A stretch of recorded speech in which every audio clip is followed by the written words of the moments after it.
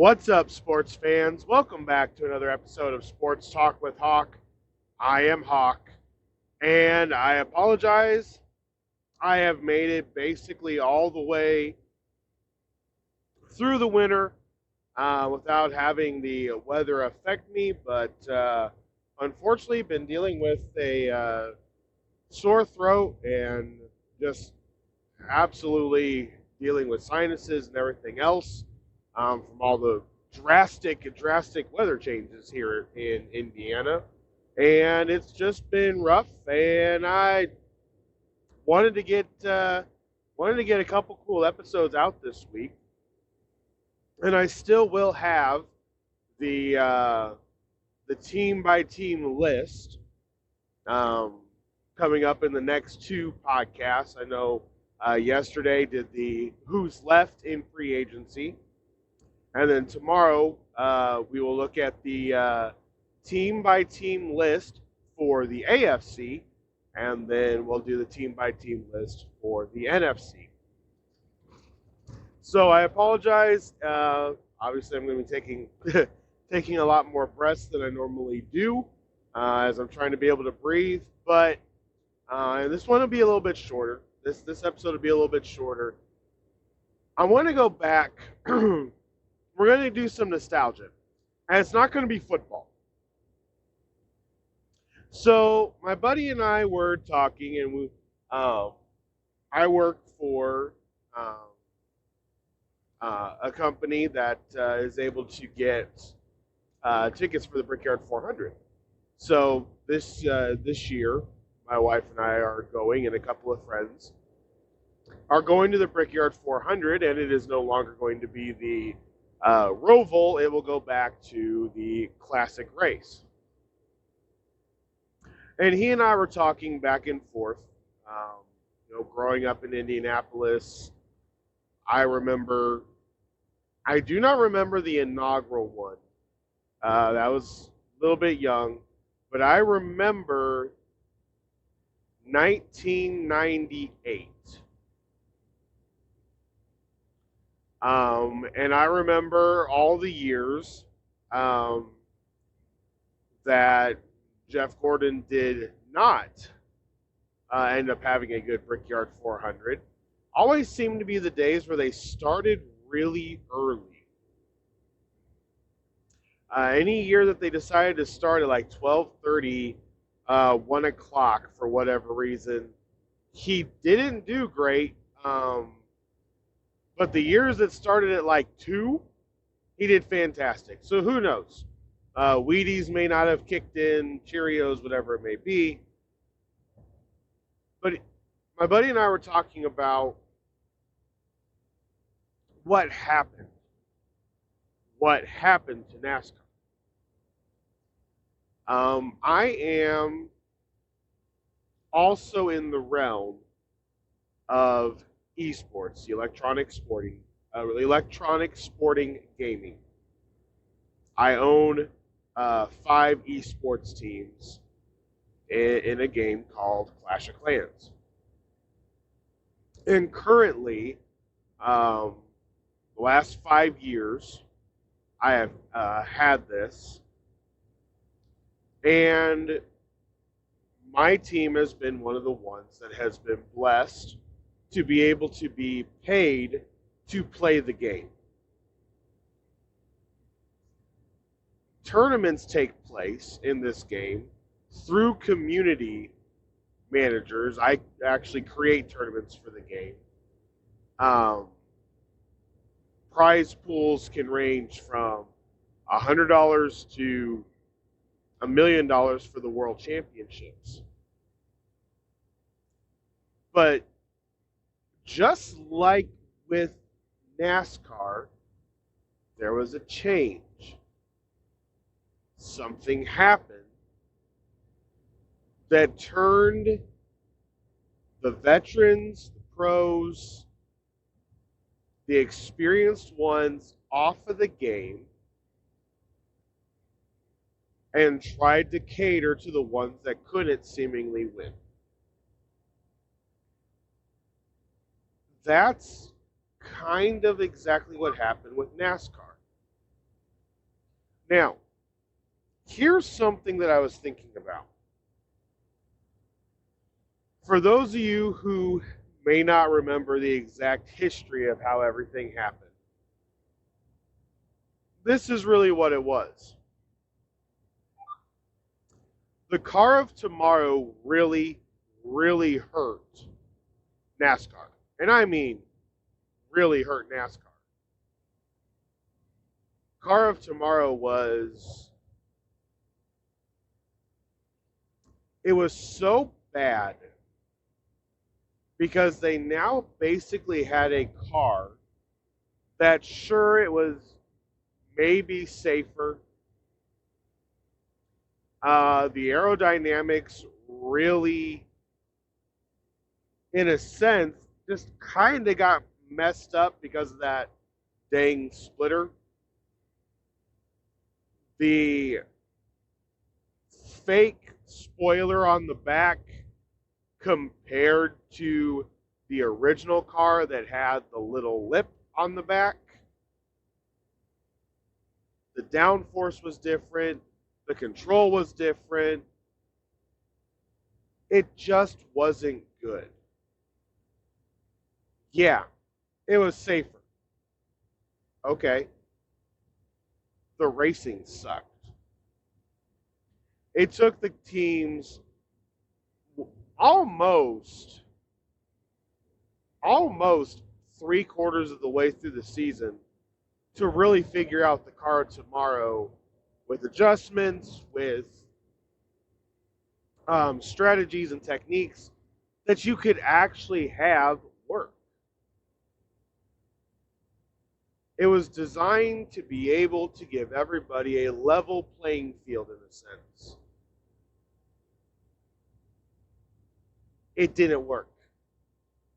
Instead, it really kind of pissed a couple people off. And it definitely turned the tide of the guard more to the younger generation who was into, slick track speed racing. Jeff Gordon started struggling. Mark Martin struggled. Matt Kenseth wasn't as strong. Tony Stewart wasn't as strong. The guys were still there, but Johnson, Logano, Kyle Busch, they all kind of took over. Carl Edwards.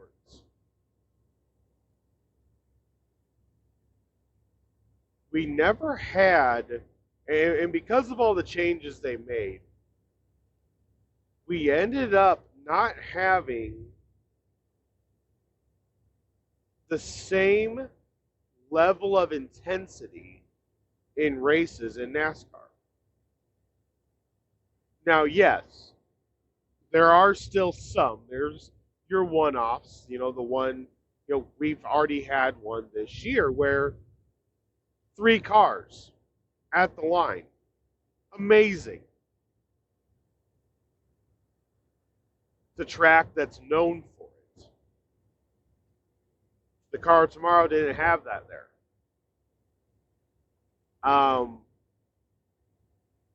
But really, thinking about how they changed the NASCAR setup, is it racing anymore? They're trying to figure out how to give points to keep the points close so that there's more competition. Okay, but you're taking away from the integrity of the sport. Excuse me.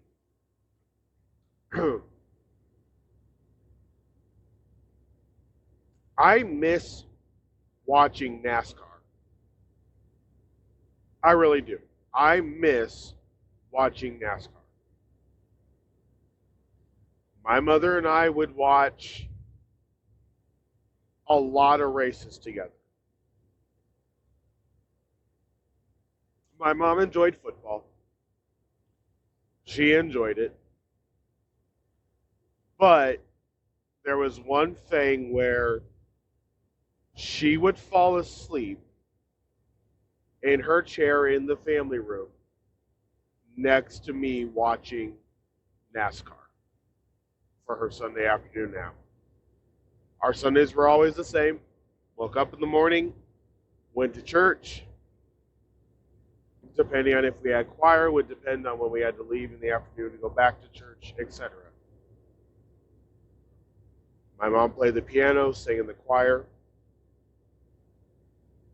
I miss her dearly, but these are the times that I deeply remember. My mom and I had many memories in that family room on Sunday afternoons. Some Sunday afternoons, she'd be so tired, she'd go into the couch in the living room and take her nap there. It was up to me to wake her up to go back to church. Football, she'd go sleep in the living room often. I never missed a Colts game. Basketball, she stopped caring a lot faster than I did. Playoff time, she'd be there. But regular season, she didn't really care. But NASCAR, she cared. As long as Jeff Gordon wasn't out, she'd probably be there. But we were a Hendrick household. Started out, Terry Labonte, Jeff Gordon. Then I remember when Casey Kane came in afterwards, Brian Vickers, Jimmy Johnson, and the list goes on. We were a Hendricks household. NASCAR was fun. The intensity, the strategy, figuring out how to beat somebody in 15 seconds. I know they're so fast now. I get it. The thing is I remember when in a Richmond race or Dover, Michigan International Speedway, I remember when you did not want Matt Kenseth being anywhere near the top heading into a pit. If you were coming down for caution, flag, and pit stops, you didn't want Kenseth within 4 spots of you because the killer bees were going to get him out fast. It was their advantage. Jeff Gordon first started out, they were known as the Rainbow Warriors. Classic, iconic car.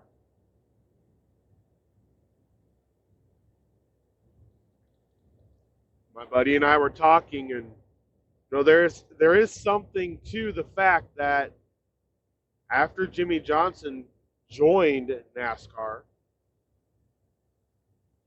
Jeff Gordon still won even if he lost, being part owner. Jeff Gordon still won even if he lost.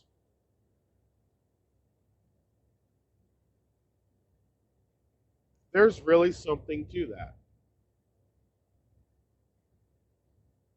We were going through all the different teams.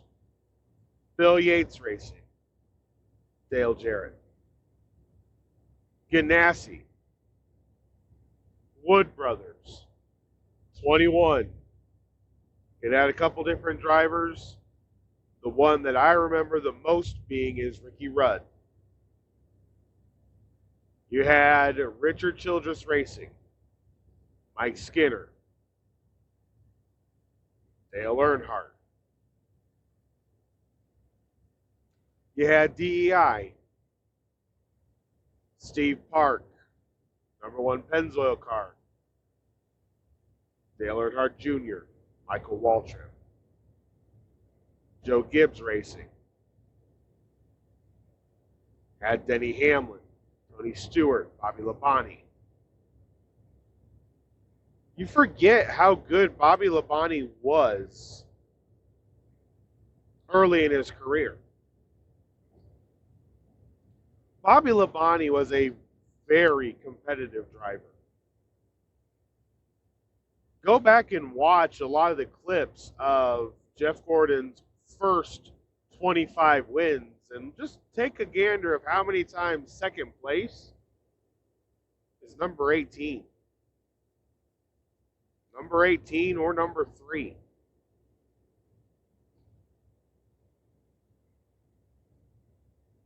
You had Roush and his plethora of cars that he had. You had Penske, Rusty Wallace, iconic Miller Lite car, all blue.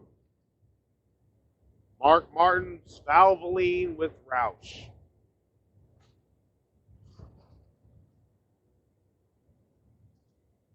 You had all the little guys. Richard Petty Motorsports had Kyle Petty in the Hot Wheels car and John Andretti in the Cheerios.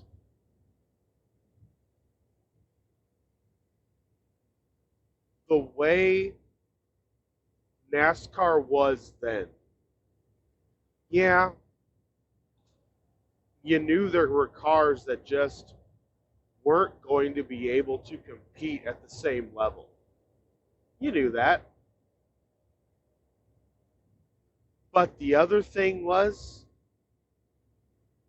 Ray Evernham Motorsports,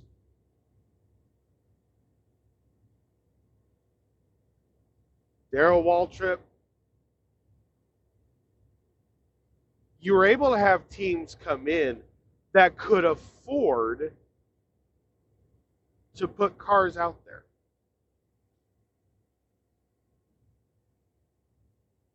Finding sponsors wasn't nearly as difficult.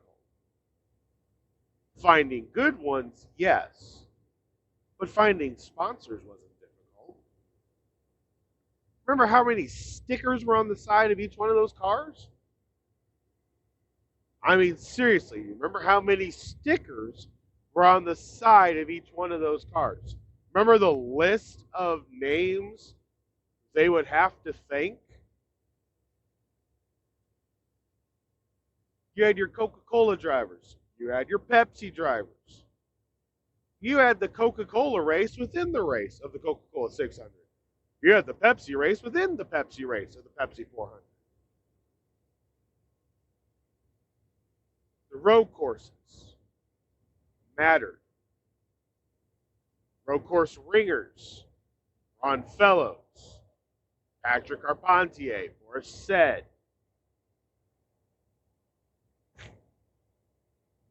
It matters what type of product you really put out there.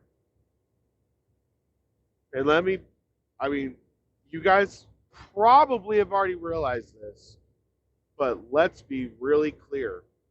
The camaraderie that was there between 1990 to 2010 died sometime after that. The camaraderie changed. You had iconic cars switching drivers. You had guys driving random numbers. Like, it just didn't look the same.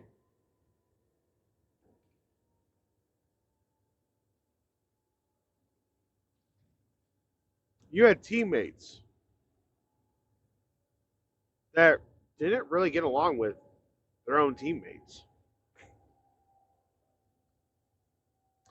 Somebody that I remember I remember off of cars, okay? So my Rolodex in my head, this is what I told my buddy the other night.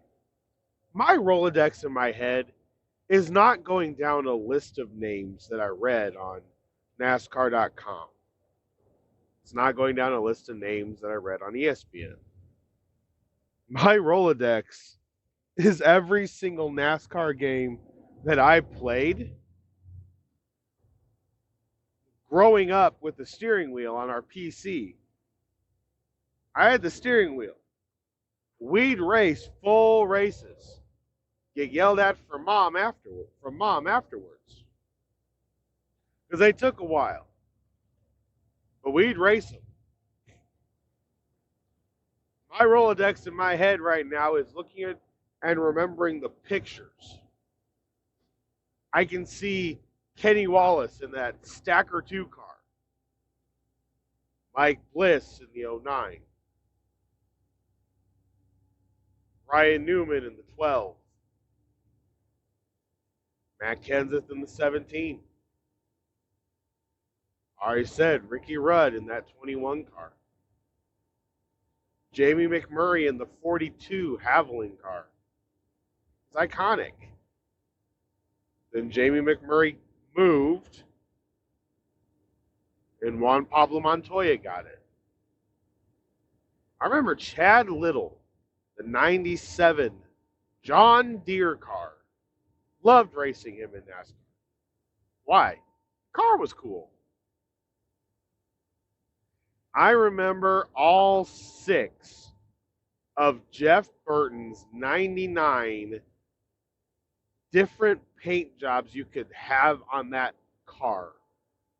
I mean, it was a lot. Then he went and drove the 31, which was Robbie Gordon originally for Singular Wireless. See, I got the pictures of the cars in my head. That's the Rolodex I have. I have it because of the game. I have it because it was ingrained in what I did, because it was something that was fun to do. And it mattered. The product was fun to watch. The product was enticing.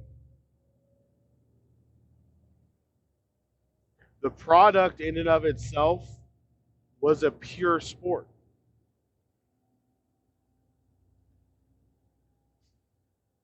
If you don't believe me, just think about how ticked off everybody gets in NASCAR when there's a rules infraction. They've got more safeguards to make sure there isn't cheating. Remember Michael Waltrip Racing's issue? Clint Boyer? Remember the issues there? Bringing out a caution on purpose?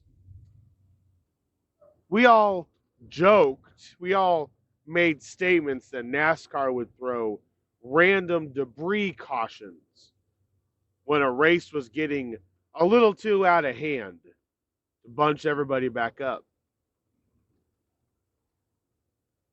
Maybe they did. Maybe that's the actual essence of a competition yellow. Ever thought about that? We don't have that in any other sport. But we don't have a sport where you can basically be running the team down. There's no cruise control that happens in NASCAR. I was watching a rerun of, I believe it was the 2007. It was the year of the COT. That first year. 2007. Watkins Glen. Okay? And I was watching that race, and I remember that race, even watching it, because Jeff Gordon was supposed to win. Jeff Gordon had Tony Stewart. He had him beat. Tony Stewart earlier in the race had wheel hopped going into turn one. The car tomorrow was very off-centered. It was like driving a box truck into turn one there at Watkins Glen. Very heavy, downhill. I mean, it was a nightmare. And Tony Stewart wheel hopped earlier in the race, and Jeff Gordon wheel hopped at the end of the race. Ended up costing him the win. That is when NASCAR started dying. When the cars started affecting the outcome of the race and not just the driver. I remember the Atlanta race. It was the next year, I believe, where the cars were basically driving sideways through the corners like they were drifting. Because the car got no grip. There was no rear end bite to the car. So you had to drift a pavement driving car at 180 miles an hour. That's not what's supposed to happen.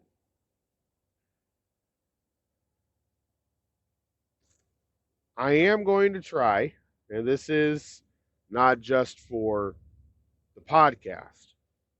I want to try to watch NASCAR this year. My goal is to be able to comment better on it through the year. That is my goal.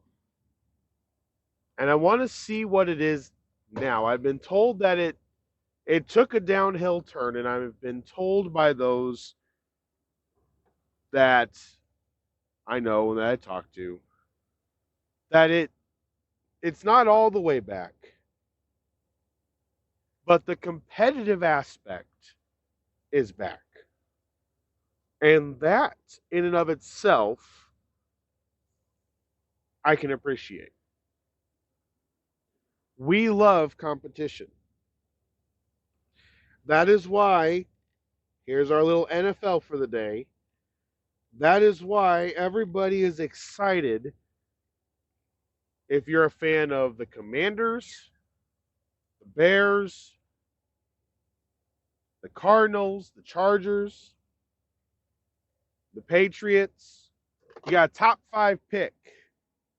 You're going to get one of the 5 best players in the draft, potentially.